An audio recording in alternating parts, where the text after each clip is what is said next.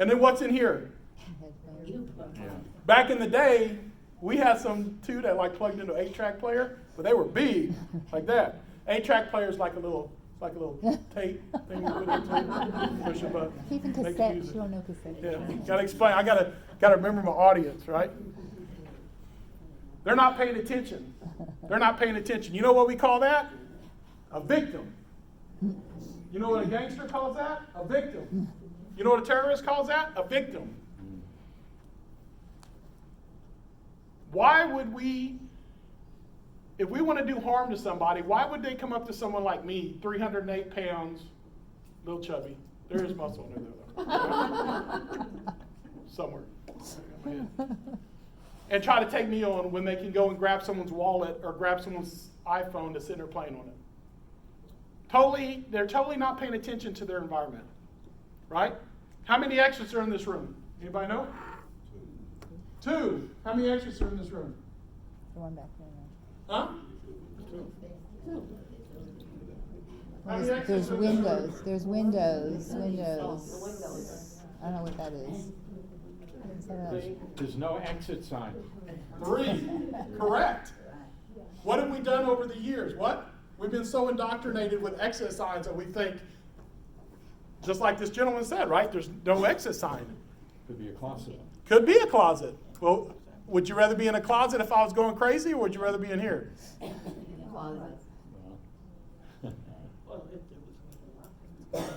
Right? We're going to talk about that too, locking and barricading, right? So people in green they are oblivious to what's going on. They have no clue. They don't care. They don't care. These are the same people when someone says something to them, like a patient says something to someone at the hospital and they're a green person, they look and go, you can't talk to me that way. You can't talk to me that way. You need to respect me. You need to respect me. No, they don't, right? Back in the old days, people just talk bad to you sometimes. You just kind of accept it as they're a jerk, right? Just didn't hang out with them anymore. Today, it's like a right to be treated properly, right? Yellow is where we want to be, but let's talk about red. Green, not paying attention to your surroundings, comfortable and accepting of everything. We call that a victim. Criminals call that a victim. Terrorists call that a victim.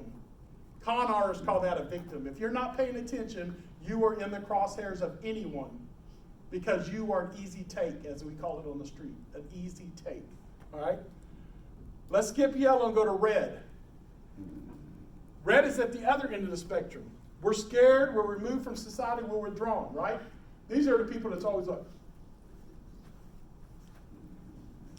right? They're always looking for a fight, right? How many people have seen a person like that? That's always looking for a fight. They're always looking around.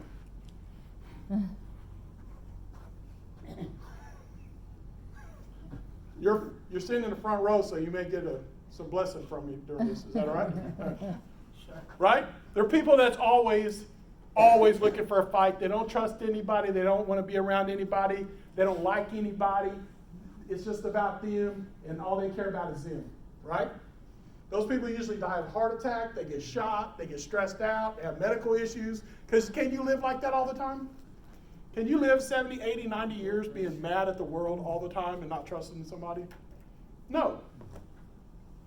So where we want to see you is yellow. You're sociable. You get out of your house. You have a job. You go to church and synagogue. Go to mass. You have children. You go to the ball games. You do all the things that normal people do, but you do it with your eyes open. If I would have walked in here and I would have looked in this classroom and I would have seen two doors there and I would have saw a door down there, like this gentleman said, I would have, knowing me the way I am, I would have walked down the hall to see what was on the other side of that door. And if there wasn't a room there, then I would assume it's a closet or something like that, right? But I would have checked to make sure what my exits were. But I wouldn't have been like, right? I wouldn't have been all conspicuous, right? When I'm on my phone, do I never look at my phone? Of course I look at my phone. I look at my phone all the time. I don't look at it like this, and I don't look at it like this. Right? How do I look at it? I bring the phone up to my eye level. I'll make sure my back is somewhere where I know no one's behind me. I grab my phone, I look around, and I bring it up here, and I text or I do whatever I need to do. Still carrying on my business, looking at everybody, right? Let's talk about looking at people. One of the easiest things you can do to protect yourself is look at somebody. Look at somebody. Ridgewood has like little signs now for the kids that say like, look, wave, be recognized or something, like for schools, you know. Make sure they see you. Same thing. If I'm walking down a street in New York or here in Ridgewood or Preparedness, wherever we're at, and someone's walking towards me, most people today will do this. They'll put their eyes down and they'll try not to look at them and they'll walk by, right? When we were kids, people would go, hi, how are you? Good, how are you? Good to see you, right? We would communicate. Nowadays, so for some reason, people are afraid of communication, right? Probably because you can't do it in 140 characters or less. So basically, they don't look. And when you don't look, you look soft. When you don't look at people, you look soft. You look like a victim. They think you're in green, and they're going to try something. I'm not saying you go through and say, what's up? What's up? How you doing? Yeah, all right. How you doing? All right. All right, I'm not saying overdo it. I'm saying, hey, how are you? Good. They know I saw you. You saw me. I know what you look like. You know that I know what you look like. And that takes away the temptation of maybe making you a victim that day, right? So, always be ready. Know your surroundings. We're going to talk about some of that. And be ready for anything. Don't assume anything. Not today. Not today. Step 1, expect the unexpected. Prepare for the best, but plan for the worst. I will tell you, I didn't do that April 19th. I did not plan for a building to be dropped on top of a bunch of little kids and a bunch of Oklahomans and kill 169 of them. I didn't plan for that. Nowadays, anywhere I go, I plan on hearing gunshots, sirens, yelling. I'm always ready to hear something that's unexpected. And in my mind, do I have a complete plan of what to do? I don't. But I have a plan on what I'm going to do first. And that's what I would like to teach you today and talk to you today about. I have a plan for what I'm going to do first. I don't have a complete plan for the rest of the day. We'll work that out as the event unfolds. This gentleman here, Fort Lauderdale Airport, flies in from somewhere to Fort Lauderdale, had a gun in his checked baggage. If you check your gun in the baggage, you have to take it apart. You have to put it in a case. You have to lock the case. You have to put it in your bag. The police officer has to verify it's unloaded. You can have ammo with it. You just can't have it loaded. And then they let you put it underneath the plane. So he flew to Fort Lauderdale, got his bag in the baggage claim, went into the bathroom, put his gun back together, came out, and started shooting. Did these people picking up their bags in Fort Lauderdale expect some guy to come out of the bathroom who just got off a plane? So in their mind, you're thinking, No gun. no gun because we just got off a plane, right? Comes out, starts shooting. If you watch the video on Google, you'll see these folks back here. You see this lady with this bag? Bag? What did they do with their bags when the shooting started? Huh? They left it and went. I wish they would have left it and went, but they kept the bags. Right? They were still trying to register what was going on, and they are running with their bags. Because they still don't realize, is this guy really shooting? Is he really just got off the plane with the gun? Right? And they still have their bags, and the bags are slowing them down, and when they're trying to hide, they're trying to find a place to hide that's big enough to put the bags. Right? It's not because they did something wrong, it's because they didn't sector off what they needed to do that day. Right? We don't need a complete plan, we just need to start. We need to make a decision to do something. Prioritize what's important to you. I've already made the decision long ago, April 19th, 1995. I made a decision, if anybody ever attacks me, I'm attacking them first. If they come for me, I'm going for them. Right? Because I would rather give my life than for someone else to have to give their life. I've seen enough of that. Some people would rather run. Some people would rather take off. Some people would hide. It's fine. Some people might be at peace with their God and might be ready to just let the Lord's will take place, right? And that's fine too. I'm not telling you what your sectors has to be. What I'm saying is you better have a plan. Not the whole plan, just the first part. The first part. What are you going to do first? If I hear something and I react to it and it's nothing, people are going to do what? Kind of like a person walking down the sidewalk and they trip and fall, right? First thing they do, they get up and they go. And they look around and see if anybody saw them, right? Do they not? I would rather get up and trip and fall and get up and people laugh at me and go, okay, right? I can handle laughter. What I'm saying is don't react because you don't want people to think you're overreacting or you're being silly. React to something that's unusual. If you want to survive, you have to work backwards, right? If you want to survive, you have to work backwards. Why do you have to work backwards? Because you don't know what the person is going to do first. Right? They could yell at you first, they could pull a gun first, they could punch you in the face first. You don't know what's coming first, so once you see what they're doing, you got to react to that and work backwards to get to where you want to be. Personal safety.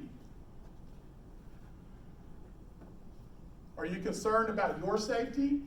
Are you concerned about their safety?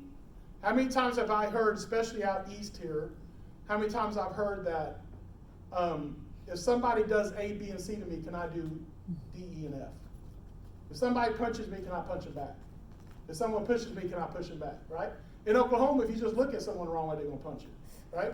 It's more accepted there. In Oklahoma and back west, there's no duty to retreat. If you break in my house, I can defend my house, and I don't have to run. New Jersey is a state that you have a duty to retreat. So if you have a way to get away from the threat, you're required by law to get away from it, not to engage it. All right? Are you worried about your property? Is your ring, is your iPhone, is whatever you're carrying, your purse, your expensive clothing, is that worth your life? Are you more worried about that than yourself? Could be. High-risk persons, maybe you'll think about the protection of other people. Like maybe in my line of work, I might be protecting my boss, the CEO, the COO, the administration. That's my job, so maybe I'm worried more about their safety than mine. And also religious concerns. People have religious concerns about taking a life. My father is an ex-convict. I have his book over here. I'm going to show you that you can get it later on after the deal. Right? An ex-convict with a long rap sheet, got pardoned by Gerald Ford. Anybody know Gerald Ford? He was the president, right? He took over for who? Nixon, who got in. He resigned before he was impeached, right? He was on teach. Yeah, Tricky Dick. Yeah. My dad is an ex-convict, very violent as a young man, i.e. that's probably why he founded the Boys Ranch for other violent kids like myself, all right? He would never hurt a fly. He's a big dude. He's 75 now, something like that. He still rides a Harley Davidson. He's still got tattoos. He's not as mean as he used to be, but he would never hurt a fly. He goes into prisons all the time, and I ask him, 75 years old, you need to quit going to prisons, because he goes to Angola, which is one of the hardest prisons in the United States and Louisiana. He goes to Florence. He goes to a Terre Haute, where the death row's at. I said, what if an inmate grabs you? What if they grab you? You're 75 years old and hold you hostage. He said, they can kill me. I'm ready to go. I'm ready to go meet Jesus, right? Because he's a Christian, right? So some people are just assigned to that. And my father's one of them. My mother's one of them. My mother would never put her hands on anyone or harm anybody. She just wouldn't do it. It's not in her nature to do that. So it's okay. If that's the choice you make, it's okay. But I still want you to make a conscious decision that that is what you want to do. And I want you to be prepared to do it. Step 2, when we go into an area, we need to check our surroundings. And I already said, don't be so obvious, right, and silly and embarrassing, right? No. looking all silly, right? Be professional. Go have your dinner. When you walk in, check your surroundings. Is the area, does it appear safe? What are the exits, whether they're marked or not? Because what are we taught in the United States? All exits must have an exit sign, right? So if I'm in a restaurant, I came in the front door, and there's an exit sign by the bathroom that goes out the back door, could there be more than those 2 exits? True. Yeah, there could be an exit or 2 in the kitchen, right? That's not marked as an exit because they don't want you to go through the kitchen to leave the restaurant. Or it could be like at some Targets that the doors are not marked because they don't want shoplifters to go through them, right? So always be aware of your entries and exits. Where's the main entrance? Where are the fire exits? And where are all the other exits? Even if it's not an exit, if there's a door leading away from where you're at, then that's still the safest place to be. Can you see the entrance from where you're sitting? How many people go into a restaurant and purposely ask the waitress to seat you somewhere where you can see the entrance? Anybody? No? I do. He does. I don't do it all the time because my wife's like, I'm like, can I sit somewhere where I can see the entrance? My wife's like, stop it, it's busy. We're not waiting here all night for the seat. But if I have a choice, I'm seeing the entrance. Okay? Do you have a way out? You're not going to have a way out if you haven't decided where the exits are and where you can go. And what are the threats? I will tell you the saying that I tell everybody, and everybody looks at me crazy, which they look at me crazy a lot, right? Let me run this by you. A barking dog never. Thank you. God bless you. Bites. Who are we scared of in America? What you looking at? What you looking at? I'll kill you, man. Right? You put that person on the street, people are like, oh my God, he's so scary. Right? But the kid can sit in the movie theater like this.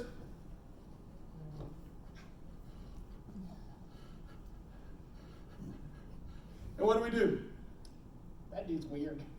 We just go sit down, don't we? Which one's going to get you? That one. The dog that bites you is never the dog you see. Because dogs by nature are not aggressive animals, right? They're like bears. They sneak up on you. They don't want to go face to face with you. Why are people like that? Why are people loud? I had someone in, not violating HIPAA, who had an individual in the hospital yesterday who was very loud. Louder than me, which is hard. All right? And she was screaming, she was yelling, hey, F this, and cuss words, and bald-headed. I heard bald-headed and fat in the cuss word. That's all I heard. But I think she was talking about me. All right? And she was just going nuts. And the staff was like this. They were all backed up. They're like, get in there, security. Get her, get her. And I walked in, I'm like, cut it up. What are you doing? I wasn't at all intimidated by her. At all. Now, if I would see that, I'd be scared to death. I get calls all the time. So-and-so said he's going to come up and shoot the place up. So-and-so's going to... I got a call the other day. This guy said he's going to come shoot the office up because we wouldn't give him drugs. All right, tell me about him. He's blind in one eye. He's blind in one eye. He's very loud. He cusses a lot. He uses a cane. He can't get around very well. And I think he's homeless. Okay. I think you're okay. Right? Why? Because poor people can't get guns. I'm sure they can. Right? But if you're going to hurt someone, you don't come up and say, tomorrow at 5 o'clock, I'm going to punch you in the face. Right? You be here. And I'll be here. And this will be here. Right? I don't do that, right? If I want to punch you in the face, I just walk in on. And what's the easiest way to punch someone in the face? Come up to them really nice, like you're really friendly, and get really, really close to them and be like, hey, how are you? And pow, right? Wasn't there a game going around New York City called the knockout game where they would just go up to people and just knock them out? Yeah. If they would have came at them aggressively, you think those people would have stood there to get knocked out? No, they come at them nice, right? So the threats are out there. The barking dog doesn't bite. It's the one you don't see. If someone is venting and yelling and carrying on, what are they doing? They're doing something good. What is that called? Venting. Mhm. They're venting. They're getting all that anger and it's flowing through their mouth and they're getting it off of their chest. It may not be fun to listen to. You might not like the language, but at least they're talking. That person doesn't talk. That person plays on PlayStation all day, in the dark. No one likes him. He doesn't like himself. His parents don't like him. And he has so much anger in there that he just wants to strike at anything and everything that thinks they're somebody. And that anger just builds and builds and builds until they blow up. That's the one that's going to get you. Now, am I saying if you're in a nearby town close to here, in a neighborhood, and you get out of your car, you may not get shot between two gangs that are screaming at each other? Yeah, but they're not trying to shoot you. They're trying to shoot each other. Right? That's their conflict in their neighborhood, and that's the way they handle their business. Most of the time, if you don't get into those type of situations out on the street in a cold environment, it's not going to go down that way. Right? It's going to be individual against you or a multitude of people. Okay? Make a map in your mind. Where are you? Not just the building you're in. Not just the building you're in. My mom and my sister were at the IRS building. When the explosion happened, they felt it shaking. They went outside, they seen mushroom cloud debris flying everywhere, and they didn't know where they were at. They didn't know where the bombing was at. So they ran through the alleys and tried to work their way up there, and by the time they got up there, they were almost on top of the building, and debris was still raining down from the sky. They had no idea that I'm here, my kids are there, this is the best route to get there, this is how long it takes. They've been working there for years, had no clue, other than in a car. Now, if you put my mom in a car, she could drive from the IRS building to pick her kids up, right? She's done it a lot. You put her on in a pair of tennis shoes, she ain't got a clue where she's going. I love you, Mom. Right? She ain't got a clue where she's going, right? So know where you're at. Know where you're at. Where can you go if something happens? There's a lot of places you can go, so that needs to be sectored off also. If something happened right now, I could go underneath this table, or I could go through that door, or I could run down across the street to the prosecutor's office, right? So where can I go? What's the most appropriate and what's the most convenient to get to? Where will they go? They call active shooters active for a reason. Why? They They roam. roam. Because they're trying to kill as many people as possible in the short time. Right? In the 80s, when I was a cop, in the 90s, when I was a cop, we may have 2 people on the street, maybe 3, town of 30,000 people. We had about 15 murders a year.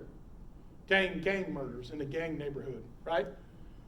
Maybe 3 officers on the street at a time. We had old radios, cell phones were just getting started.